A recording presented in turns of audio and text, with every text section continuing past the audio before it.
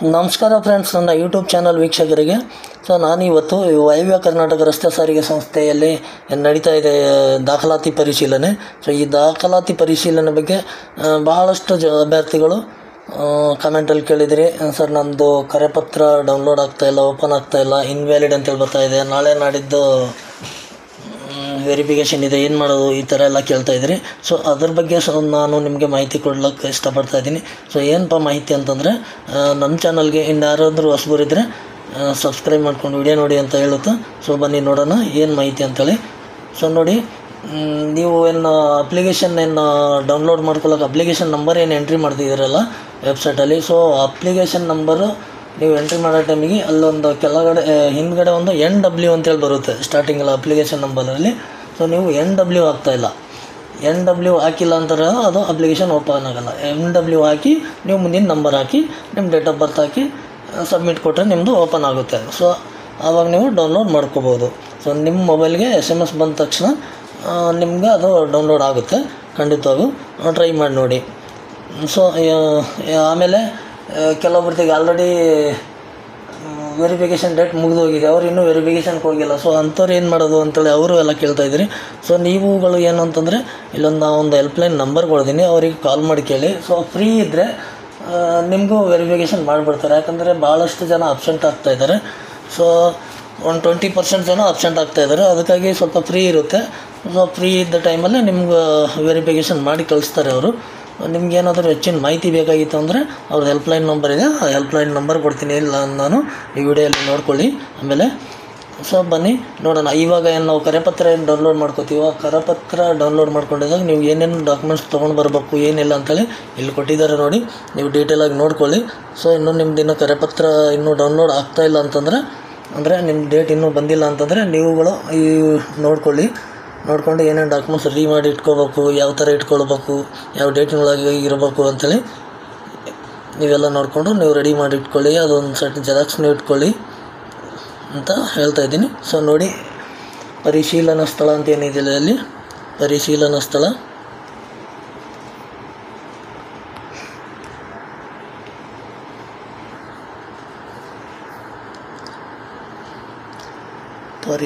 ಸ್ಥಳ ನೋಡಿ, ಮೇಲ್ಗಡೆ ಇದೆ ನೋಡಿ, ವಾಯವ್ಯ ಕರ್ನಾಟಕ ರಸ್ತೆ ಸಾರಿಗೆ ಸಂಸ್ಥೆ ಪ್ರಾದೇಶಿಕ ತರಬೇತಿ ಕೇಂದ್ರ, ಗೋಕುಲ ರೋಡ್, ಹುಬ್ಬಳ್ಳಿ. ಇಲ್ಲಿ ಪರಿಶೀಲನೆಗೆ ಹೋಗ್ಬೇಕು. ನೀವು ಹಾಜರುಪಡಿಸಬೇಕಾದ ಮೂಲ ಪ್ರಮಾಣ ಪತ್ರಗಳು, ಏನೇನು ಡಾಕ್ಯುಮೆಂಟ್ಸ್ ನೀವು ಸಬ್ಮಿಟ್ ಮಾಡಬೇಕಂತೇಳಿ. ಈ ಪ್ರಮಾಣ ಪತ್ರಗಳ ಒಂದು ಸೆಟ್ ಜೆರಾಕ್ಸ್ ಪ್ರತಿಗಳು ಸಹ ತರಬೇಕು. ಒಂದನೇದು ಅರ್ಜಿ ಶುಲ್ಕ ಪಾವತಿ ಮಾಡಿರುವ ಕುರಿತು ಪೋಸ್ಟ್ ಆಫೀಸ್ ದೃಢೀಕರಣ ಚಲನ್ ಪ್ರತಿ. ಏನು ಪೋಸ್ಟ್ ಆಫೀಸ್ದಾಗ ಏನು ಅಪ್ಲಿಕೇಶನ್ ಫೀಸ್ ಕಟ್ಟಿದ್ರಲ್ಲ, ಆ ಪೋಸ್ಟ್ ಆಫೀಸ್ ಚಲನ್ ತರಬೇಕು ಅಂತ ಹೇಳ್ತಿದ್ದಾರೆ. ನೀವು ಪೋಸ್ಟ್ ಆಫೀಸ್ದಾಗ ಚಲನ್ ಕಟ್ಟಿದರೆ ಅದನ್ನು ನಿಮ್ಮ ಹತ್ರ ಕಳೆದೋಗಿತ್ತು ಅಂದರೆ ಏನು ಮಾಡೋದು ಅಂತ ಈ ಥರ ಎಲ್ಲ ಕ್ವಶನ್ ಕೇಳ್ತೀರಿ. ಕಳೆದೋದ್ರೆ ಏನು ತೊಂದರೆ ಇಲ್ಲ. ನೀವು ಪೋಸ್ಟ್ ಆಫೀಸ್ನಾಗ ಏನು ಫೀಸ್ ಕಟ್ಟಿದರೆ ಅವ್ರ ಹತ್ರ ಅದಲ್ಲಿ ಡೀಟೇಲಾಗಿ ಅವ್ರ ಹತ್ರ ಬಂದಿರುತ್ತೆ, ತೊಂದರೆ ಇಲ್ಲ. ನೀವು ಕರೆಪತ್ರ, ಆಮೇಲೆ ಅರ್ಜಿ ಫಾರಮ್ಮು, ಅರ್ಜಿ ಹಾಕಿದಾಗ ಏನು ಒಂದು ಇದು ಇತ್ತಲ್ಲ ಅದೊಂದು ಅರ್ಜಿ, ಆಮೇಲೆ ನಿಮ್ಮದೆಲ್ಲ ಒರಿಜಿನಲ್ ಡಾಕ್ಯುಮೆಂಟ್ಸ್ ತೊಗೊಂಡು ಹೋಗ್ಬೋದು. ಎರಡನೇದು ಆನ್ಲೈನ್ ಮುಖಾಂತರ ಅರ್ಜಿ ಸಲ್ಲಿಸಿದಾಗ ಮುದ್ರಿಸಿಕೊಂಡ ಅರ್ಜಿ, ಅದನ್ನೇ ಅಪ್ಲಿಕೇಶನ್ ಹಾಕಿದಾಗ ಏನು ಅರ್ಜಿ ಬಂದಿತ್ತಲ್ಲ ಅದು ಅರ್ಜಿ ತೊಗೋಬೋದು. ಆ ಅರ್ಜಿ ಇಲ್ಲ ಅಂತಂದರೆ ಈ ಕರೆಪತ್ರ ಜೊತೆಗೆ 2 ಆಪ್ಷನ್ ಇರ್ತವೆ, ಒಂದು ಅರ್ಜಿ ಮುದ್ರಣ, ಇನ್ನೊಂದು ಕರೆಪತ್ರ ಮುದ್ರಣ ಅಂತೇಳಿ. ನೀವು 2 ಬೇಕಾದರೆ ಪ್ರಿಂಟ್ ಮಾಡ್ಕೊಂಡು ತೊಗೊಂಡು ಹೋಗ್ಬೋದು. ಮೂರನೇದು ಜನ್ಮ ದಿನಾಂಕ ದೃಢೀಕರಣ ಕುರಿತು SSLC ಅಂಕಪಟ್ಟಿ, ನಿಮ್ಮ ಡೇಟ್ ಆಫ್ ಬರ್ತ್ ಕನ್ಫರ್ಮ್ ಆಗೋಕ್ಕೆ SSLC ಮಾರ್ಕ್ಸ್ ಕಾರ್ಡ್ ಬೇಕಾಗ್ತದೆ, ಅದ್ರಾಗ ಡೇಟ್ ಆಫ್ ಬರ್ತ್ ಇರ್ತದಲ್ಲ ಅದು ಇಲ್ಲಾಂದರೆ ವರ್ಗಾವಣೆ ಪ್ರಮಾಣ ಪತ್ರ, ಇಲ್ಲ ಕಮ್ಯುಲೇಟಿವ್ ಲೆಟರ್, ರೆಕಾರ್ಡ್ ಈ ಥರ ಹೇಳಿದ್ದಾರೆ. 4ನೇದು ಅಭ್ಯರ್ಥಿಯ ಆಧಾರ್ ಕಾರ್ಡ್. 5ನೇದು SSLC ತತ್ಸಮಾನ ವಿದ್ಯಾರ್ಥಿಯಲ್ಲಿ ತೇರ್ಗಡೆ ಹೊಂದಿದ ಕುರಿತು ಅಂಕಪಟ್ಟಿ, ನೀವು 10ನೇ ಕ್ಲಾಸ್ ಪಾಸ್ ಆಗಿದ್ದೀರಿ ಅಂತೇಳಿ ಕನ್ಫರ್ಮ್ ಮಾಡೋಕ್ಕೆ 10ನೇ ಕ್ಲಾಸ್ ಮಾರ್ಕ್ಸ್ ಕಾರ್ಡು. ಆಮೇಲೆ ಜಾತಿ, ವರ್ಗ, ಆದಾಯ ಪ್ರಮಾಣ ಪತ್ರ, ಮೂಲ ಪ್ರತಿ, ಮೀಸಲಾತಿ ಕೋರಿದಲ್ಲಿ, ಅಂದರೆ ಕ್ಯಾಟಗಿರಿ ಸರ್ಟಿಫಿಕೇಟ್, ಒರಿಜಿನಲ್ ಡಾಕ್ಯುಮೆಂಟ್, ಒರಿಜಿನಲ್ಲೇ ಬೇಕು ಅಂತ ಹೇಳ್ತಾ ಇದ್ದಾರೆ. ಅದ್ರ ಜೊತೆಗೆ ಒಂದು ಸೆಟ್ ಜೆರಾಕ್ಸು ಬೇಕು. ಯಾವುದಂದರೆ ಪರಿಶಿಷ್ಟ ಜಾತಿ, ಪರಿಶಿಷ್ಟ ಪಂಗಡ, second A, second B, third B, ಈ ಥರ ನೀವೇನು ಕ್ಯಾಟಗಿರಿಯನ್ನು ಅಪ್ಲೈ ಮಾಡಿದ್ರಲ್ಲ ಆ ಸರ್ಟಿಫಿಕೇಟ್ ಒರಿಜಿನಲ್ ಬೇಕಂತ ಹೇಳ್ತಾ ಇದ್ದಾರೆ. ಅದು ಹಳೆ ಡೇಟ್ ಒಳಗಾಗಿ ಇರಬೇಕು. ನಾನು ಮುಂದೆ ಹೇಳ್ತೀನಿ ಯಾವ ಡೇಟ್ ಅಂಥೇಳಿ. ಚಾಲ್ತಿಯಲ್ಲಿರುವ ಪ್ರಯಾಣಿಕರ ಭಾರಿ ವಾಹನ ಲೈಸೆನ್ಸು ಜೊತೆಗೆ ಬ್ಯಾಡ್ಜ್ ಇರಬೇಕು. ಅದು ಯಾವುದು ನಿಮ್ಮದು ಆಲ್ರೆಡಿ ನೀವು ಅಪ್ಲಿಕೇಶನ್ ಹಾಕೋ ಟೈಮಲ್ಲಿ ಹೆವಿ ತೊಗೊಂಡು 2 ವರ್ಷ ಆಗಿರಬೇಕಾಗಿತ್ತು. ಆಮೇಲೆ ಅದೇ ಹಿಂದಿನ ಅಂದರೆ ಈಗ ಆಲ್ರೆಡಿ ಅವಾಗೇನು ಅಪ್ಲಿಕೇಶನ್ ಹಾಕಿದ್ರೆ ಅಪ್ ಟು ಇಲ್ಲಿ ಗಂಟ ನಿಮ್ಮ ಮಧ್ಯದಲ್ಲಿ ಒಂದು ಸಲ ರಿನ್ಯೂವಲ್ ಆಗಿರುತ್ತೆ. ಅದಕ್ಕೋಸ್ಕರ ನೀವು ಹಿಂದಿಂದು DL ಎಕ್ಸ್ಟ್ರಾಟ್ ತೊಗೊಂಡು ಹೋಗ್ಬೇಕಾಗುತ್ತೆ. ಅದು RTO ಆಫೀಸಲ್ಲಿ ಸಿಗುತ್ತೆ. ಎಕ್ಸ್ಟ್ರಾಟ್ ಬೇಕಂದರೆ RTO ಆಫೀಸಲ್ಲಿ ಕೊಡ್ತಾರೆ. ನಿಮ್ಮ DL ನಂಬರ್ ಅದು ಕೊಟ್ಟು ಒಂದು ಅಪ್ಲಿಕೇಶನ್ ಕೊಟ್ಟರೆ ಅದು ತೊಗೊಂಡು ಹೋಗ್ಬೇಕು. ಆಮೇಲೆ ಚಾಲ್ತಿಯಲ್ಲಿರುವ ನಿರ್ವಾಹಕ ಲೈಸೆನ್ಸ್ ಯಾರು ಡ್ರೈವರ್ ಕಮ್ ಕಂಡಕ್ಟ್ರಿಗೆ ಹಾಕಿರ್ತಾರೋ ಅವ್ರಿಗೆ ಮಾತ್ರ ಕಂಡಕ್ಟರ್ ಲೈಸೆನ್ಸ್ ಬೇಕಾಗುತ್ತೆ. ಗ್ರಾಮೀಣ ಅಭ್ಯರ್ಥಿ ಪ್ರಮಾಣ ಪತ್ರ ಯಾರು ಗ್ರಾಮೀಣ ಅಂಥೇಳಿ ಟಿಕ್ ಮಾಡಿದ್ರು ಅವರು 1ನೇ ಕ್ಲಾಸಿಂದ 10ನೇ ಕ್ಲಾಸ್ವರೆಗೂ ಗ್ರಾಮೀಣ ಪ್ರದೇಶದಲ್ಲಿ ಓದಿರಬೇಕು. ಅದು ನೀವು ಎಲ್ಲೆಲ್ಲಿ ಓದಿರೋ ಅಲ್ಲಿ ಎಲ್ಲ ಹೆಡ್ ಮಾಸ್ಟರ್ ಕೈಯಿಂದ ಸಿಗ್ನೇಚರ್ ಮಾಡಿಸ್ಕೊಂಡು ಆಮೇಲೆ BO ಸೈನ್ ಮಾಡಿಸ್ಕೊಂಡು ತೊಗೊಂಡು ಹೋಗ್ಬೇಕಾಗ್ತದೆ. ಅದು ಅದೇನು ಲಾಸ್ಟ್ ಡೇಟ್ ಕರೆದಿಲ್ಲ ಅದರೊಳಗೆ ಇರಬೇಕು. ಇವಾಗ ತೊಗೊಂಡು ಹೋದ್ರೆ ಆಗೋಲ್ಲ. ಜೊತೆಗೆ ಕನ್ನಡ ಮಾಧ್ಯಮ ಸಹ ಸೇಮ್ ಇರ್ತದೆ. 1 to 10 ಗಂಟೆ ಎಲ್ಲೆಲ್ಲಿ ಓದಿರೋ ಅಲ್ಲಿ ಹೆಡ್ ಮಾಸ್ಟರ್ ಸೈನ್ ಮಾಡಿಸ್ಕೊಂಡು ಆಮೇಲೆ BO ಸಿಗ್ನೇಚರ್ ಆಗಿರ್ಬೇಕು ಅದು ಲಾಸ್ಟ್ ಡೇಟ್ ಒಳಗಡೆ. ಆಮೇಲೆ ಯೋಜನೆ ನಿರಾಶ್ರಿತ ಅಂತೇಳಿ ಯಾರು ಹಾಕಿದ್ರು ಅವರಿಗೆ ಇದು. ಆಮೇಲೆ ಮಾಜಿ ಸೈನಿಕ ಸೇವೆಯಿಂದ ಬಿಡುಗಡೆ ಹೊಂದಿದ ಪ್ರಮಾಣಪತ್ರ. ಮಾಜಿ ಸೈನಿಕ ಏನಿದ್ರೆ ನೋಡಿ ಮುಂದುವರೆದಿದೆ ಅಂದರೆ ನೆಕ್ಸ್ಟ್ ಪೇಜಲ್ಲಿದೆ ಅಂಥೇಳಿ. ನೆಕ್ಸ್ಟ್ ಪೇಜ್ ನೋಡೋಣ. ನೋಡಿ 13ನೇದು ಸಾರಿಗೆ ಸಂಸ್ಥೆ ಇಲಾಖೆ ಅಭ್ಯರ್ಥಿಯಾಗಿದ್ದರೆ ಸಂಬಂಧಪಟ್ಟ ನೇಮಕಾತಿ ಪ್ರಾಧಿಕಾರದಿಂದ ಪಡೆದ ನಿರಾಪೇಕ್ಷಣ ಪ್ರಮಾಣಪತ್ರ. ಅಂದರೆ ಡಿಪಾರ್ಟ್ಮೆಂಟ್ ಸ್ಟೂಡೆಂಟ್ ಆಗಿದ್ದರೆ ನೀವು ಆಲ್ರೆಡಿ ಎಲ್ಲಾದರೂ BMTC KSRTC ಅಲ್ಲೆಲ್ಲಾದರೂ ನೀವು ಆಲ್ರೆಡಿ ಡ್ಯೂಟಿ ಮಾಡ್ತಾಯಿದ್ರೆ ಸೊ ಬೇರೆ ಡ್ಯೂಟಿ BC STC ಥರ ಏನೋ ಮಾಡ್ತೀರಿ. ಆಮೇಲೆ ಈ ಡ್ಯೂಟಿ ಬರ್ಬೇಕಂತೇಳಿ ಇಂಟ್ರೆಸ್ಟ್ ಇರ್ತದೆ ಅಂಥವ್ರು ಅಪ್ಲಿಕೇಶನ್ ಹಾಕಿರ್ತೀರ. ಸೊ ಅಂಥವ್ರಿಗೆ ಅಲ್ಲಿ ಡ್ಯೂಟಿ ಮಾಡ್ತಾಯಿದ್ದೀವಿ ಅಂತೇಳಿ ಅಲ್ಲಿ ಒಂದು ಲೆಟ್ರ್ ತೊಗೊಂಬರ್ಬೇಕಾಗ್ತದೆ. ಆಮೇಲೆ ಅಶಕ್ತ ಮಾಜಿ ಸೈನಿಕರ ಅವಲಂಬಿತರೆಂದು ಅರ್ಜಿ ಸಲ್ಲಿಸಿದಲ್ಲಿ ರಿಯಾಯಿತಿ ಪಡೆದಲ್ಲಿ ಈ ಬಗ್ಗೆ ಪ್ರಮಾಣಪತ್ರ. ಅಂದರೆ ನೀವು ಸೈನಿಕರ ಸಂಬಂಧಪಟ್ಟಿದವ್ರು ಇದೀವಿ ಅಂತೇಳಿ ಏನು ಅಪ್ಲಿಕೇಶನ್ ಹಾಕಿದ್ದೀರಿ ಅಂದರೆ ಆ ಒಂದು ಸರ್ಟಿಫಿಕೇಟ್ ಹಚ್ಬೇಕಾಗ್ತದೆ. ಸೂಚನೆಗಳು ನೋಡಿ ಏನಂತೇಳಿ ನೋಡಿ ಇಲ್ಲಿ ಸೂಚನೆಗಳು. ಎಲ್ಲ ಪ್ರಮಾಣ ಪತ್ರಗಳನ್ನು ಅರ್ಜಿ ಸಲ್ಲಿಸಲು ನಿಗದಿಪಡಿಸಲಾದ ಕೊನೆಯ ದಿನಾಂಕ ಅಂದರೆ ದಿನಾಂಕ 8/1/2020 ಮುಂಚಿತವಾಗಿ ಪಡೆದಿರಬೇಕು. ಇದು ಇಂಪಾರ್ಟೆಂಟು. ನಾವೇನು ಇಷ್ಟೊತ್ತೇನು ಹೇಳಿದೆವೋ ಆ ಡಾಕ್ಯುಮೆಂಟ್ಸ್ಗಳೆಲ್ಲ 8/1/2020 ಮುಂಚಿತವಾಗಿ ಪಡೆದಿರಬೇಕು. ಅದಕ್ಕಿಂತ ಮುಂಚೆ ಅವು ನೀವು ತೊಗೊಂಡಿದ್ದೀರ ಅಂದ್ರೆ ಅವು ವ್ಯಾಲಿಡ್ ಆಗ್ತವೆ. ಅವು ತೊಗೊಂಡಿಲ್ಲ ನಾನು ಈಗ ತೊಗೊತೀನಿ ಅಂದರೆ ಅವರು ವ್ಯಾಲಿಡ್ ಮಾಡಲ್ಲ. ಸೊ ಏನು ಮಾಡ್ತಾರೆ ಅಂದರೆ ಜನರಲಲ್ಲಿ ಹಾಕ್ಕೊಂಡು ಬಿಡ್ತಾರೆ. ಜನರಲಲ್ಲಿ ಯಾವ ಥರ ಇದು ಮಾಡ್ತಾರೆ ಅಂತೇಳಿ ನಾನು ನಿಮಗೆ ಆಗಿನ ಡೇದಾಗ ಹೇಳಿದ್ದೆ. ಲಾಸ್ಟ್ ಡೇಟ್ ಒಳಗಾಗಿ ನಿಮ್ಮ ಹತ್ರ ಯಾವ ಡಾಕ್ಯುಮೆಂಟ್ ಸಿಕ್ಕಿಲ್ಲ ಅಂದರೆ ಜನರಲ್ ಹಾಕ್ಬೇಕಂದ್ರೆ ನಿಮ್ಮದು ಡೇಟ್ ಆಫ್ ಬರ್ತು ಅಲ್ಲಿಗೆ ಏನಾಗಿರ್ಬೇಕು 36 ವರ್ಷದ ಒಳಗೆ ಬರಬೇಕು. 36 ವರ್ಷಕ್ಕಿಂತ ಜಾಸ್ತಿ ಬಂತು ಅಂದರೆ ರಿಜೆಕ್ಟ್ ಮಾಡ್ತಾರೆ ಅಂಥೇಳಿ. ಈ ಕರೆಪತ್ರವನ್ನು ಮೂಲ ದಾಖಲೆಗಳ ಪರಿಶೀಲನೆಗೆ ಬಂದಾಗ ಹಾಜರುಪಡಿಸತಕ್ಕದ್ದು. ಏನು ಕರೆಪತ್ರ ಏನದ ನೀವು ಕರೆಪತ್ರ ತೊಗೊಂಡ್ರೆ ಇವೆಲ್ಲ ಡೀಟೇಲ್ ನಿಮ್ಗೆ ಸಿಗ್ತವೆ. ನಾನು ಕರೆಪತ್ರದೊಳಗಿಂದ ಮಾಹಿತಿ ನಿಮ್ಗೆ ಶೇರ್ ಮಾಡ್ತಾಯಿದ್ದೀನಿ. ಸಾರಿಗೆ ಸಂಸ್ಥೆಯಲ್ಲಿ ಕಾರ್ಯನಿರ್ವಹಿಸುತ್ತಿರುವ ಅಭ್ಯರ್ಥಿಗಳು ಮೂಲ ದಾಖಲೆಗಳನ್ನು ವಿಭಾಗದಲ್ಲಿ ಸಲ್ಲಿಸಿದ್ದಲ್ಲಿ ಸರಿ ದಾಖಲೆಗಳ ಛಾಯಾಪ್ರತಿಗಳ ಮೇಲೆ ಸಂಬಂಧಪಟ್ಟ ವಿಭಾಗದ ಸಹಾಯಕ ಆಡಳಿತಾಧಿಕಾರಿಯಿಂದ ದೃಢೀಕರಿಸಿ ಸಲ್ಲಿಸಿದಲ್ಲಿ ಮಾತ್ರ ಪರಿಗಣಿಸಲಾಗುವುದು. ಡಿಪಾರ್ಟ್ಮೆಂಟ್ದಾಗ ಏನು ಕೆಲಸ ಮಾಡ್ತಾಯಿದ್ದಾರೆ ಆಲ್ರೆಡಿ ಅವರು ಅಲ್ಲೇ ಡಾಕ್ಯುಮೆಂಟ್ಸ್ ಅವರು ಅಲ್ಲೇ ಸಬ್ಮಿಟ್ ಮಾಡಿರ್ತಾರಲ್ಲ ಅವ್ರದ್ದೆಲ್ಲ ಜೆರಾಕ್ಸ್ ತೊಗೊಂಡು ಅವರಿಂದ ಅಟೆಸ್ಟೆಡ್ ಮಾಡಿಸ್ಕೊಂಡ್ಬನ್ನಿ ಅಂತ ಹೇಳ್ತಾ ಇದೆ. ದಾಖಲೆ ಪರಿಶೀಲನೆಗೆ ನಿಮ್ಮ ಸ್ವಂತ ಖರ್ಚಿನಿಂದ ಬರತಕ್ಕದ್ದು. ನಿಗದಿತ ದಿನಾಂಕ ಮತ್ತು ಸಮಯಕ್ಕೆ ಸರಿಯಾಗಿ ಮೂಲ ದಾಖಲೆ ಪರಿಶೀಲನೆಗೆ ಹಾಜರಾಗಲು ವಿಫಲರಾಗಿದ್ದಲ್ಲಿ ಮರು ಅವಕಾಶ ನೀಡುವುದಿಲ್ಲ. ಈ ವಿಷಯದಲ್ಲಿ ಮರುಪರಿಶೀಲನೆ ಅಥವಾ ಯಾವುದೇ ಪತ್ರ ವ್ಯವಹಾರ ಮಾಡುವುದಿಲ್ಲ. ನಿಮ್ಮದೇನು ಡೇಟ್ ಟೈಮ್ ಏನು ಫಿಕ್ಸ್ ಆಗ್ಯದ ಆ ಟೈಮಿಗೆ ಬರ್ರಿ. ಆ ಟೈಮ್ ಮಿಸ್ ಮಾಡಿದ್ರೆ ನಿಮಗೆ ಮತ್ತೆ ಟೈಮ್ ಕೊಡೋಲ್ಲ ಅಂತ ಹೇಳ್ತಾ ಇದ್ದಾರೆ. ಪ್ರಾಥಮಿಕ ಹಂತ ಮೂಲ ದಾಖಲೆ ಮತ್ತು ದೈಹಿಕ ಅರ್ಹತೆ ಪರಿಶೀಲನೆಗೆ ಮಾತ್ರ ತಮ್ಮನ್ನು ಕರೆಯಲಾಗುವುದು. ದೈಹಿಕ ಮತ್ತು ನಿಗದಿತ ದಾಖಲೆಗಳ ಪರಿಶೀಲನೆಗೆ ಅರ್ಹರಾದಲ್ಲಿ ಮಾತ್ರ ಚಾಲನಾ ವೃತ್ತಿ ಪರೀಕ್ಷೆಗೆ ಒಳಪಡಿಸಲಾಗುವುದು. ಚಾಲನಾ ವೃತ್ತಿ ಪರೀಕ್ಷೆ ದಿನಾಂಕವನ್ನು ನಂತರ ತಿಳಿಸಲಾಗುವುದು. ಚಾಲನಾ ವೃತ್ತಿ ಪರೀಕ್ಷೆಯ ವಿಧಾನವನ್ನು ವೆಬ್ಸೈಟ್ನಲ್ಲಿ ವಿವರವಾಗಿ ನೀಡಲಾಗಿದೆ. ಇದವರು ಏನು ಹೇಳ್ತಾ ಇದ್ದಾರೆ ಅಂದರೆ ಈಗ ಫಸ್ಟ್ ನಿಮ್ಮದು ಹೈಟು ವೇಟು ನಿಮ್ಮ ಡಾಕ್ಯುಮೆಂಟ್ಸ್ಗಳು ಮಾತ್ರ ಚೆಕ್ ಮಾಡ್ತೀವಿ. ಆಮೇಲೆ ಡ್ರೈವಿಂಗ್ ಟೆಸ್ಟ್ ಆಮೇಲೆ ಇರುತ್ತೆ. ಸೊ ಡ್ರೈವಿಂಗ್ ಟೆಸ್ಟ್ ಯಾವ ಥರ ಇರುತ್ತೆ ಅಂತೇಳಿ ಆಲ್ರೆಡಿ ವೆಬ್ಸೈಟ್ನ ಕೊಟ್ಟಿದ್ದೀವಿ, ಚೆಕ್ ಮಾಡ್ಕೋರಿ ಅಂತ ಹೇಳ್ತಾ ಇದ್ದಾರೆ. ಇದರಲ್ಲಿ ನೀವು ಪಾಸ್ ಆದರೆ ಮುಂದಿನದಕ್ಕೆ ನಿಮ್ಗೆ ಅನುಮತಿ ಕೊಡ್ತೀವಿ, ಇಲ್ಲದ್ರೆ ಇಲ್ಲ ಅಂತ ಹೇಳ್ತಾ ಇದ್ದಾರೆ. ಚಾಲಕ ಮತ್ತು ಚಾಲಕ ಕಮ್ ನಿರ್ವಾಹಕ ಪರಿಶಿಷ್ಟ ಜಾತಿ ಹಿಂಬಾಕಿ ಎರಡೂ ಹುದ್ದೆಗಳಿಗೆ ಅರ್ಜಿ ಸಲ್ಲಿಸಿದ ಅಭ್ಯರ್ಥಿಗಳಿಗೆ ಒಂದೇ ಬಾರಿ ಚಾಲನಾ ವೃತ್ತಿ ಪರೀಕ್ಷೆ ನಡೆಸಲಾಗುವುದು. ಅವರು ಅರ್ಜಿ ಸಲ್ಲಿಸಿದ ಅರ್ಜಿಯಲ್ಲಿ ನೀಡಿದ ಹುದ್ದೆಯ ಮೊದಲ ಆದ್ಯತೆ ಅನುಸಾರ ಅವರನ್ನು ಅವರ ಅರ್ಹತೆ ಮೇರೆಗೆ ಆಯ್ಕೆಗೆ ಪರಿಗಣಿಸಲಾಗುವುದು. ಅದು ಹಿಂಬಾಕಿ ಅಂತೇಳಿ ಒಂದು ಸ್ವಲ್ಪ ಪೋಸ್ಟ್ ಇದ್ದೀವಲ್ಲ SC/STನವ್ರಿಗೆ, ಸೊ ಅವರಿಗೆ ಒಂದೇ ಸರಿಗೆ ಟೆಸ್ಟ್ ತೊಗೊತೀವಿ, 2 ಸಲ ತೊಗೊಳ್ಳಲ್ಲ ಅಂತೇಳಿ ಹೇಳ್ತಾ ಇದ್ದಾರೆ. ಅವ್ರು ಯಾವ ಆದ್ಯತೆ ಕೊಟ್ಟಿದ್ದಾರೆ ಆ ಆದ್ಯತೆ ಮೇಲೆ ಅವರಿಗೆ ಪಾಸ್ ಆಗಿದ್ದರೆ ಆ ಡ್ಯೂಟಿ ಕೊಡ್ತೀವಿ ಅಂತ ಹೇಳ್ತಾ ಇದ್ದಾರೆ. ಅರ್ಹರಾದ ಅಭ್ಯರ್ಥಿಗಳು ಚಾಲನಾ ವೃತ್ತಿ ಪರೀಕ್ಷೆಯಲ್ಲಿ ಪಡೆದ ಅಂಕಗಳ ಅರ್ಹತೆ ಮತ್ತು ಮೀಸಲಾತಿ ನಿಯಮಾನುಸಾರ ಆಯ್ಕೆಯನ್ನು ಮಾಡುವುದರಿಂದ ಆಯ್ಕೆಗಾಗಿ ಯಾವುದೇ ತರಹದ ಶಿಫಾರಸು, ಒತ್ತಡ ತರಬಾರದು ಹಾಗೂ ಇತರ ಆಮಿಷಗಳಿಗೆ ಒಳಗಾಗಬಾರದಾಗಿ ಕೋರಿದೆ. ಯಾವುದೇ ತರಹದ ಲೋಪದೋಷ ಅಥವಾ ಲಂಚ, ರುಷುವತ್ತುಗಳ ಮಾಹಿತಿ, ಸಾಕ್ಷ್ಯಾಧಾರ ಇತ್ಯಾದಿಗಳನ್ನು ಬರವಣಿಗೆಯಲ್ಲಾಗಲಿ ಖುದ್ದಾಗಿ ಬಯಸಿದಲ್ಲಿ ಈ ಕೆಳಗೆ ನಮೂದಿಸಿದ ವಿಳಾಸದ ಅಧಿಕಾರಿಗಳನ್ನು ಸಂಪರ್ಕಿಸುವುದು. ಯಾರೋ ಕೆಲವರು ಹೇಳಿರ್ತಾರೆ, ನಾನು ಡ್ಯೂಟಿ ಮಾಡಿಸ್ತೀನಿ, ಹಂಗಾಗುತ್ತೆ ಹಿಂಗಾಗುತ್ತೆ, ಅದು ಮಾಡುತ್ತೆ ಇದು ಮಾಡುತ್ತೆ, ಅಷ್ಟು ದುಡ್ಡು ಕೊಡು ಇಷ್ಟು ದುಡ್ಡು ಕೊಡು ಅಂತೇಳಿ ನಿಮಗೂ ಹೇಳಿರ್ತಾರೆ, ಕೇಳಿರ್ತಾರೆ. ಸೊ ಯಾರನ್ನು ಕೊಡೋದು ನೀವು ನೋಡಿದರೆ ಮಾಡಿದರೆ ಅಂಥದ್ದು ಏನಾದರೂ ನೀವು ಇನ್ಫಾರ್ಮೇಷನ್ ಕೊಡಬೇಕಾದ್ರೆ ಕೆಳಗಿನ ಆಫೀಸರ್ಗಳಿಗೆ ತಿಳಿಸ್ರಿ. ಇಲ್ಲೇನೂ ನಡೆಯಲ್ಲ, ಏನಿದ್ರು ಎಲ್ಲ ಸೆನ್ಸರ್ ಸಿಸ್ಟಮು ಟೆಸ್ಟ್ ನಡೀತವ ಅಂಥೇಳಿ ಅವರು ಹೇಳ್ತಾ ಇರೋದು. ಸೊ ಇದ್ರ ಬಗ್ಗೆ ನಿಮ್ಗೆ ಏನಾದರೂ ಡೌಟ್ಸ್ಗಳು ಏನಾದರೂ ಬೇಕಾಗಿದ್ದರೆ, ನೀವು ಏನಾದರೂ ಡೇಟ್ ಮಿಸ್ ಆಯಿತು, ಡೌನ್ಲೋಡ್ ಆಗ್ತಾಯಿಲ್ಲ, ಅದು ಇದೆಲ್ಲ ಕೇಳ್ತಾ ಇದ್ದೀರಲ್ಲ, ಸೊ ನೀವೆಲ್ಲ ಕಸ್ಟಮರ್ ಕೇರ್ ನಂಬರ್ ಕೊಡಿ, ಅಲ್ಲಿಂದ ಇದು ನಂಬರ್ ಕೊಡಿ ಅಂತ ಕೇಳ್ತಿದ್ರಲ್ಲ, ಸೊ ಆ ನಂಬರು ಇಲ್ಲಿದೆ ನೋಡಿ, ಸಹಾಯವಾಣಿ ಸಂಖ್ಯೆ 7760998626. ಈ ನಂಬರ್ಗೆ ನೀವು ಕರೆ ಮಾಡಿ ಮಾಹಿತಿಯನ್ನು ಪಡ್ಕೋಬೋದು. ಸೊ ಹೀಗೆ ನೋಡಿ ಫ್ರೆಂಡ್ಸ್, ಅದೇ ಥರ ಇವಾಗ ನೀವು ಏನು ವೆರಿಫಿಕೇಷನ್ಗೆ ಹೋಗ್ತೀರೋ, ಸೊ ವೆರಿಫಿಕೇಷನ್ಗೆ ಹೋಗಿದಾಗ ನೀವು ಯಾವ ಥರ ಹೋಗಿರ್ತೀರೋ ಅಂದರೆ ಎಕ್ಸಾಂಪಲ್ ನೀವು ಶೇವಿಂಗ್ ದಾಡಿ ಎಲ್ಲ ಬಿಟ್ಕೊಂಡು ಹಾಗೆ ನೀವು ವೆರಿಫಿಕೇಷನ್ಗೆ ಹೋಗಿರ್ತೀರಿ ಅಂದ್ಕೊಳ್ಳಿ.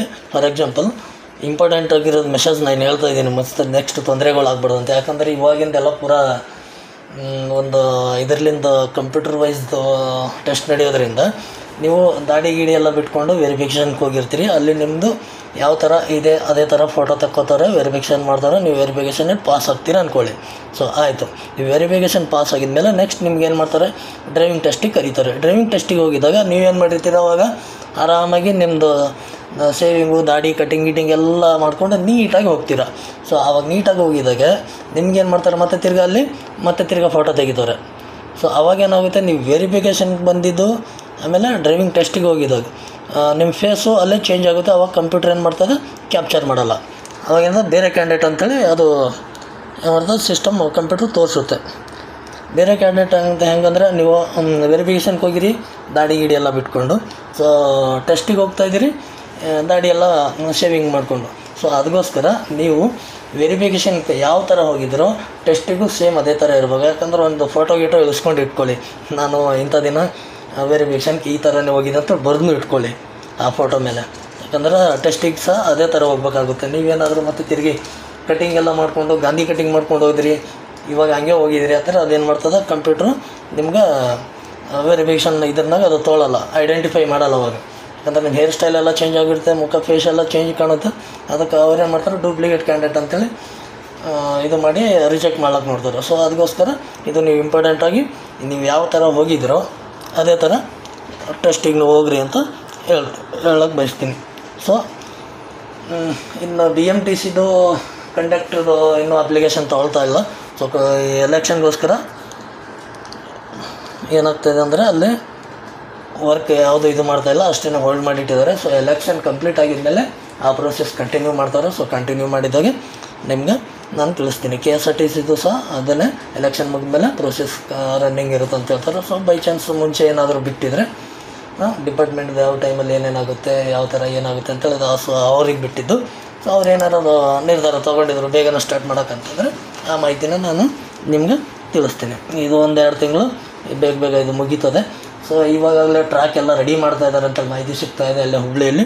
ಸೊ ಟ್ರ್ಯಾಕ್ ರೆಡಿ ಆಗಿದ್ದರೆ ಈ ವೆರಿಫಿಕೇಷನ್ ಮುಗಿದ ತಕ್ಷಣ ಇದು ನಿಮ್ಮ ಡ್ರೈವಿಂಗ್ ಟೆಸ್ಟು ಸ್ಟಾರ್ಟ್ ಆಗುತ್ತೆ. ಸೊ ಅದಕ್ಕಿಂತ ಮುಂಚೆ ನೀವು ಏನು ಮಾಡಬೇಕು ಅಂತಂದರೆ, ಸೊ ನಿಮ್ಮದೆಲ್ಲ ಡಾಕ್ಯುಮೆಂಟ್ಸ್ಗಳೆಲ್ಲ ರೆಡಿ ಮಾಡಿಕೊಂಡು ಹೋಗಿ ವೆರಿಫಿಕೇಷನ್ ಮಾಡಿಕೊಂಡು, ಸೊ ಆದಷ್ಟು ಡ್ರೈವಿಂಗ್ ಟೆಸ್ಟು ಸ್ವಲ್ಪ ಟ್ರೈನಿಂಗ್ ತೊಗೊಳ್ಳಿ. ಆಮೇಲೆ ರಸ್ತೆ ಸೂಚನೆ ಚಿಹ್ನೆಗಳು ಸ್ವಲ್ಪ ನೋಡಿಕೊಳ್ಳಿ. ಸೊ ಇದೆಲ್ಲ ಮಾಡಿಕೊಳ್ಳಿ ಅಂತ ಹೇಳಕ್ಕೆ ಬಯಸ್ತಿದ್ದೀನಿ. ಸೊ ಬನ್ನಿ ಸ್ವಲ್ಪ ರಸ್ತೆ ಸೂಚನೆಗಳನ್ನು ಸ್ವಲ್ಪ ನೋಡೋಣ ಏನೇನಿದೆ ಅಂಥೇಳಿ. ಬನ್ನಿ ಫ್ರೆಂಡ್ಸ್ ನೋಡೋಣ. ಡ್ರೈವಿಂಗ್ ಟೆಸ್ಟ್ ಮುಗಿದ ತಕ್ಷಣ ನಮಗೇನು ಸಿಗ್ನಲ್ ಟೆಸ್ಟ್ ಎಂತ ಅಂತಾರೋ, ಸೊ ಸಿಗ್ನಲ್ ಟೆಸ್ಟ್ ಯಾವ್ಯಾವ ಥರ ಬರ್ತವೆ ಅಂಥೇಳಿ ನಾನು ಈಗೆಲ್ಲ ಸುಮಾರು ವಿಡಿಯೋಗಳು ಮಾಡಿದ್ದೀನಿ. ಇನ್ನು ಸುಮಾರಷ್ಟು ಇದ್ದಾವೆ, ಎಷ್ಟಾಗ್ತೋ ಅಷ್ಟು ಮಾಡೋಣ.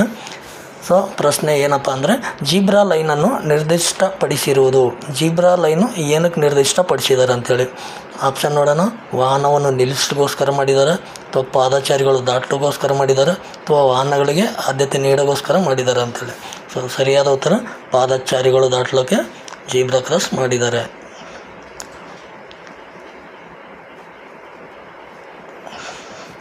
ಸೊ ನೆಕ್ಸ್ಟ್ ನೋಡೋಣ. ಈ ಸಂಚಾರಿ ಚಿಹ್ನೆ ಏನನ್ನು ಸೂಚಿಸುತ್ತದೆ? ಸೊ ನೋಡಿ, ನಮಗೆ ಒಂದು ರೈಲು ಇಂಜಿನ್ ಕಾಣ್ತಾ ಇದೆ. ಸೊ ಕೆಳಗಡೆ 2 ಬಾರ್ ಲೈನ್ ಎಳೆದು ಕಾಣ್ತಾ ಇದೆ. ಸೊ ಆಪ್ಷನ್ ನೋಡೋಣ. ಒಂದನೇದು ರೈಲ್ವೆ ನಿಲ್ದಾಣ ಹತ್ತಿರದಲ್ಲಿದೆ, ಅರಕ್ಷಿತ ರೈಲು ದಾಟು ಇದೆ, ರಕ್ಷಿತ ರೈಲು ದಾಟು ಇದೆ. ಸೊ ಸರಿಯಾದ ಆನ್ಸರ್ ಅರಕ್ಷಿತ ರೈಲು ದಾಟು ಇದೆ ಅಂತೇಳಿ. ಯಾಕಂದರೆ ಇಲ್ಲಿ ಬ್ಯಾರಿಕೇಡ್ ಥರ ಇದು ಗೇಟ್ ಥರ ಕಾಣಿದರೆ ಅದು ರಕ್ಷಿತ ಆಗಿರುತ್ತೆ. ಇಲ್ಲಿ ಗೇಟ್ ಕಾಣ್ತಾ ಇಲ್ಲ, ಡೈರೆಕ್ಟಾಗಿ ಇಂಜನ್ ಕಾಣ್ತಾ ಇದೆ ಅಂದರೆ ಇಲ್ಲಿ ಅರಕ್ಷಿತ ರೈಲು ದಾಟು ಇದೆ ಅಂಥೇಳಿ. ಸೊ ಈ 2 ಬಾರ್ ಏನು ಕಾಣ್ತಾ ಇಲ್ಲ ಎದುರುಗಡೆ, ಅವು 2 ಬಾರ್ ಅಂದರೆ ಇನ್ನೂ 200 ಮೀಟ್ರ್ ಮುಂದೆ ಇದೆ ಅಂತೇಳಿ ಅರ್ಥ. ಸೊ ಒಂದು ಲೈನ್ ಕಾಣಿತಂದರೆ 100 ಮೀಟ್ರ್ ಇದೆ ಅಂಥೇಳಿ, 3 ಲೈನ್ ಏನು ಕಾಣಿದರೆ ಇನ್ನೂ 300 ಮೀಟ್ರ್ ಇದೆ ಅಂಥೇಳಿ ಆ ಕೆಳಗಿನ ಲೈನ್ಗಳು ಅರ್ಥ ಆಗುತ್ತೆ. ಸೊ ನೆಕ್ಸ್ಟ್ ನೋಡಿ, ಆಂಬುಲೆನ್ಸ್ ವಾಹನವು ಸಮೀಪ ಬರುತ್ತಿರುವಾಗ ನಾವೇನು ಮಾಡಬೇಕು ಅಂದರೆ, ಒಂದನೇದು ನೋಡಿ ಆಪ್ಷನು, ಮುಂಬದಿಯಲ್ಲಿ ವಾಹನಗಳು ಇಲ್ಲದಿದ್ದಲ್ಲಿ ಪಾದಚಾರಿಗಳನ್ನು ಹೋಗಲು ಬಿಡಬೇಕು. ಯಾವುದೇ ಆದ್ಯತೆಯನ್ನು ನೀಡಬೇಕಾಗಿಲ್ಲ. ವಾಹನ ಚಾಲಕನು ತನ್ನ ವಾಹನವನ್ನು ಎಡಬದಿಗೆ ಸರಿಸಿ ಆಂಬುಲೆನ್ಸ್ ವಾಹನಕ್ಕೆ ಹೋಗಲು ಹಾದಿಯನ್ನು ಸುಗಮಗೊಳಿಸುವುದು. ಮೂರನೇದು ಆನ್ಸರು, ವಾಹನ ಚಾಲಕನು ತನ್ನ ವಾಹನವನ್ನು ಎಡಬದಿಗೆ ಸರಿಸಿ ಆಂಬುಲೆನ್ಸ್ ವಾಹನಕ್ಕೆ ಹೋಗಲು ಹಾದಿಯನ್ನು ಸುಗಮಗೊಳಿಸುವುದು. ಈ ಚಿಹ್ನೆ ಏನನ್ನು ಸೂಚಿಸುತ್ತದೆ? ಬಲಬದಿಯಿಂದ ಪ್ರವೇಶ ನಿಷಿದ್ಧ, ರೈಟ್ ಸೈಡ್ಲಿಂದ ಮುಂದೆ ಹೋಗೋಕ್ಕೆ ನಿಷೇಧನ, ಅಥವಾ ಎಡಬದಿಯಿಂದ ಪ್ರವೇಶ ನಿಷಿದ್ಧನ, ಅಥವಾ ಓವರ್ಟೇಕ್ ಮಾಡುವುದನ್ನು ನಿಷೇಧಿಸಿದನ. ಇಲ್ಲಿ ಸರಿಯಾದ ಆನ್ಸರ್ ಓವರ್ಟೇಕ್ ಮಾಡುವುದು ನಿಷೇಧಿಸಿದೆ. ಕೆಂಪು ಬಣ್ಣದ ಟ್ರಾಫಿಕ್ ಲೈಟ್ ಏನನ್ನು ಸೂಚಿಸುತ್ತದೆ? ವಾಹನವನ್ನು ಜಾಗರೂಕತೆಯಿಂದ ಚಲಾಯಿಸುವುದು, ವಾಹನವನ್ನು ನಿಲ್ಲಿಸುವುದು, ವೇಗವನ್ನು ಕಡಿಮೆಗೊಳಿಸುವುದು. ಸರಿಯಾದ ಉತ್ತರ ವಾಹನವನ್ನು ನಿಲ್ಲಿಸುವುದು. ಈ ಸಂಚಾರಿ ಚಿಹ್ನೆ ಏನನ್ನು ಸೂಚಿಸುತ್ತದೆ? ಅಡ್ಡ ರಸ್ತೆ, ಪ್ರವೇಶವಿಲ್ಲ, ಅಥವಾ ಆಸ್ಪತ್ರೆನ. ಸೊ ನಮಗಿಲ್ಲಿ ನೋಡಿದರೆ ಹಿಂಗೆ ಇಂಟು ಮಾರ್ಕ್ ಬಂದಿದೆ ಅಂದರೆ ಇಲ್ಲಿ ಪ್ರವೇಶವಿಲ್ಲ ಅಂತೇಳಿ ನಾವು ಕೆಲವೊಂದು ಟೈಮಲ್ಲಿ ಕನ್ಫ್ಯೂಸ್ ಮಾಡ್ಕೋತೀವಿ. ಸೊ ಇದು ಆನ್ಸರ್ ಬಂದು ಅಡ್ಡ ರಸ್ತೆ.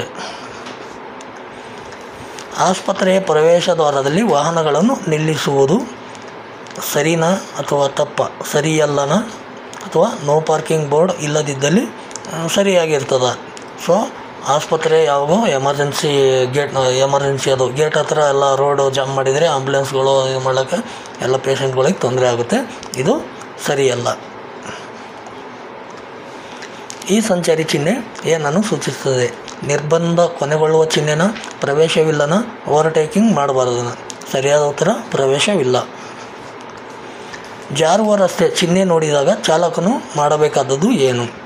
ಗೇರನ್ನು ಬದಲಿಸಿ ವಾಹನದ ವೇಗವನ್ನು ಕಡಿಮೆ ಮಾಡುವುದು, ಬ್ರೇಕನ್ನು ಹಾಕುವುದು, ಚಲಿಸುತ್ತಿರುವ ವೇಗದಲ್ಲೇ ಚಲಿಸುವುದು.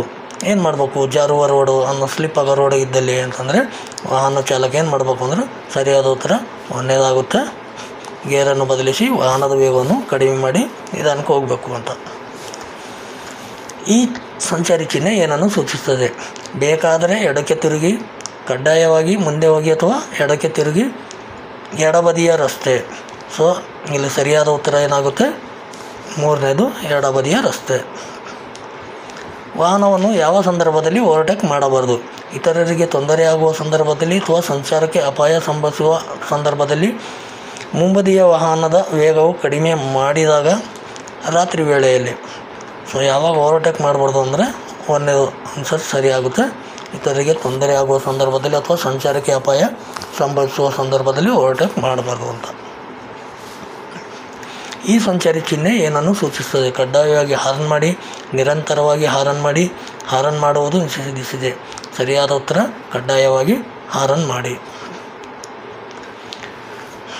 ತಿರುವನನ್ನು ಸಮೀಪಿಸುತ್ತಿರುವಾಗ ಓವರ್ಟೇಕಿಂಗ್ ಮಾಡುವುದು, ಅಂದರೆ ಟರ್ನಿಂಗ್ ಬಂದಾಗ ಓವರ್ಟೇಕಿಂಗ್ ಮಾಡುವುದು ಅನುಮತಿಸಿದೆನಾ ಅಥವಾ ಅನುಮತಿ ಇಲ್ಲನಾ ಅಥವಾ ಜಾಗರೂಕತೆಯಿಂದ ಅನುಮತಿ ಇದೆನಾ? ಸರಿಯಾದ ಉತ್ತರ ಅನುಮತಿ ಇಲ್ಲ ಅಂತ. ಈ ಸಂಚಾರಿ ಚಿಹ್ನೆ ಏನನ್ನು ಸೂಚಿಸುತ್ತದೆ? ಮುಂದೆ ಬಲಬದಿಯ ರಸ್ತೆ, ಕಡ್ಡಾಯವಾಗಿ ಬಲಕ್ಕೆ ತಿರುಗಿ, ಬಲ ತಿರುವು ನಿಷೇಧಿಸಿದೆ. ಕಡ್ಡಾಯವಾಗಿ ಬಲಕ್ಕೆ ತಿರುಗಿ. ಕುಡಿದು ವಾಹನ ಚಾಲನೆ ಮಾಡುವುದು, ಡ್ರಿಂಕ್ಸ್ ಮಾಡಿ ಗಾಡಿ ಓಡಿಸೋದು. ಖಾಸಗಿ ವಾಹನದಲ್ಲಿ ಅನುಮತಿ ಇದೆ, ರಾತ್ರಿ ಹೊತ್ತಿನಲ್ಲಿ ಅನುಮತಿ ಇದೆ, ಎಲ್ಲ ವಾಹನಗಳಲ್ಲೂ ನಿಷೇಧಿಸಿದೆ. ಸರಿಯಾದ ಉತ್ತರ ಎಲ್ಲ ವಾಹನಗಳಲ್ಲೂ ನಿಷೇಧಿಸಿದೆ. ಈ ಸಂಚಾರಿ ಚಿಹ್ನೆ ಏನನ್ನು ಸೂಚಿಸುತ್ತದೆ? ನಿರ್ಬಂಧ, ಕೊನೆಗೊಳ್ಳುವ ಚಿಹ್ನೆ, ನಿಲ್ಲಿಸಬೇಡಿ, ನಿಲುಗಡೆ ಮಾಡಬಾರದು. ಸರಿಯಾದ ಉತ್ತರ ನಿಲುಗಡೆ ಮಾಡಬಾರದು. ಮೂರನೇದು ಆನ್ಸರು ನಿಲುಗಡೆ ಮಾಡಬಾರ್ದು ಅಂತೇಳಿ. ನಾನು ನಿಲ್ಲಿಸಬೇಡಿ ಹಾಕಿದ್ದೆ, ತಪ್ಪಾಯಿತು. ನಿಲುಗಡೆನೇ ಮಾಡಬಾರ್ದು ಅಂತೇಳಿ. ಹಾರನನ್ನು ಯಾವ ಸಂದರ್ಭದಲ್ಲಿ ನಿಷೇಧಿಸಿದೆ? ಮಸೀದಿ, ಚರ್ಚ್ ಮತ್ತು ದೇವಸ್ಥಾನದ ಹತ್ತಿರ, ಆಸ್ಪತ್ರೆ ಮತ್ತು ನ್ಯಾಯಾಲಯಗಳ ಹತ್ತಿರ, ಪೊಲೀಸ್ ಠಾಣೆ ಹತ್ತಿರ. ಯಾವ ಜಾಗದಾಗ ಹಾರನ್ ಮಾಡಬಾರ್ದು ಅಂತೇಳಿ ನೋಡಿ. 3 ಆಪ್ಷನ್ ಇದೆ. 3 ಜಾಗದಾಗೂ ಹಾರನ್ ಮಾಡಬಾರ್ದು. ಅದ್ರಾಗ ಇಂಪಾರ್ಟೆಂಟ್ ಅಂದರೆ ಆಸ್ಪತ್ರೆ ಮತ್ತು ನ್ಯಾಯಾಲಯಗಳ ಹತ್ತಿರ. ಈ ಸಂಚಾರಿ ಚಿಹ್ನೆ ಏನನ್ನು ಸೂಚಿಸುತ್ತದೆ? ಕಡ್ಡಾಯವಾಗಿ ನೇರ ಮಾತ್ರ, ಏಕಮುಖ ಸಂಚಾರ, 2 ಬದಿ ನಿಷೇಧಿಸಿದೆ. ಹೋಗೋದು ಮತ್ತು ಬರೋದು 2 ಕಡೆ ಅಡ್ಡ ಮಾರ್ಕ್ ಹಾಕಿದ್ದಾರೆ ಅಂದರೆ 2 ಬದಿ ನಿಷೇಧಿಸಿದೆ. ಹಿನ್ನೋಟದ ಕನ್ನಡಿ, ರೇರ್ ವ್ಯೂ ಮಿರರ್ ಉಪಯೋಗ. ನಾವು ಸೈಡಿಗೆ ಮಿರರ್ ಹಾಕ್ಕೊಂಡಿರ್ತೀವಿ, ಬ್ಯಾಕ್ ಸೈಡಿಗೆ ನೋಡೋಕೆ ಮುಖವನ್ನು ನೋಡ್ಕೊಳ್ಳೋಕೆ ಹಾಕ್ತೀವ, ಅಥವಾ ಹಿಂದಿನಿಂದ ಬರುವ ಸಂಚಾರವನ್ನು ನೋಡಲು ಹಾಕ್ಕೋತೀವ, ಹಿಂದಿನ ಸೀಟಿನ ಪ್ರಯಾಣಿಕರನ್ನು ನೋಡಲು ಹಾಕ್ಕೊತೀವ ಅಂತ. ಸರಿಯಾದ ಉತ್ತರ ಹಿಂದಿನಿಂದ ಬರುವ ಸಂಚಾರವನ್ನು ನೋಡಲು ಉಪಯೋಗಿಸ್ತೀವಿ. ಈ ಸಂಚಾರಿ ಚಿಹ್ನೆ ಏನನ್ನು ಸೂಚಿಸುತ್ತದೆ? ವಾಹನಗಳ ಪ್ರವೇಶ ನಿಷೇಧಿಸಿದೆ, ಕಾರು ಮತ್ತು ಮೋಟಾರ್ ಸೈಕಲ್ ನಿಷೇಧಿಸಿದೆ, ಕಾರ್ ಮತ್ತು ವಾಹನಗಳಿಗೆ ಪ್ರವೇಶವಿದೆ. ಸರಿಯಾದ ಉತ್ತರ ಕಾರು ಮತ್ತು ಮೋಟಾರ್ ಸೈಕಲ್ ನಿಷೇಧಿಸಿದೆ. ಇದು ಆಗಿತ್ತು ಫ್ರೆಂಡ್ಸ್ ನಮ್ಮದು ಇವತ್ತಿನ ಮಾಹಿತಿ ಮತ್ತು ರಸ್ತೆ ಸೂಚಕ ಚಿಹ್ನೆಗಳನ್ನು ನೋಡೋದು. ಈ ಥರ ನಾನು ಇನ್ನೂ ಸುಮಾರೆಲ್ಲ ರಸ್ತೆ ಸೂಚನೆ ಚಿಹ್ನೆಗಳಿದ್ದಾವೆ, ಇನ್ನು ನೆಕ್ಸ್ಟ್ ವೀಡಿಯೋಗಳಲ್ಲಿ ಮಾಡ್ತೀನಿ. ಈ ಮಾಹಿತಿ ಏನಾದರೂ ನಿಮಗೆ ಇಷ್ಟ ಆಗಿದರೆ ಒಂದು ಲೈಕ್ ಮಾಡಿ, ಹಾಗೂ ನನ್ನ ಚಾನಲನ್ನು ಸಬ್ಸ್ಕ್ರೈಬ್ ಮಾಡೋದನ್ನು ಮರಿಬೇಡಿ. ಜೊತೆಗೆ ನಿಮ್ಮ ಸ್ನೇಹಿತರಿಗೂ ಶೇರ್ ಮಾಡಿ, ಹಾಗೂ ನಿಮ್ಮ ಅಭಿಪ್ರಾಯ ಮತ್ತು ಮಾಹಿತಿ ಏನಾದರೂ ಬೇಕಾಗಿದ್ದರೆ ಕಮೆಂಟ್ ಮಾಡಿ ಎಂದು ಹೇಳುತ್ತಾ ಧನ್ಯವಾದಗಳು. ಮತ್ತು ಮುಂದಿನ ವಿಡಿಯೋದಲ್ಲಿ ಸಿಗೋಣ.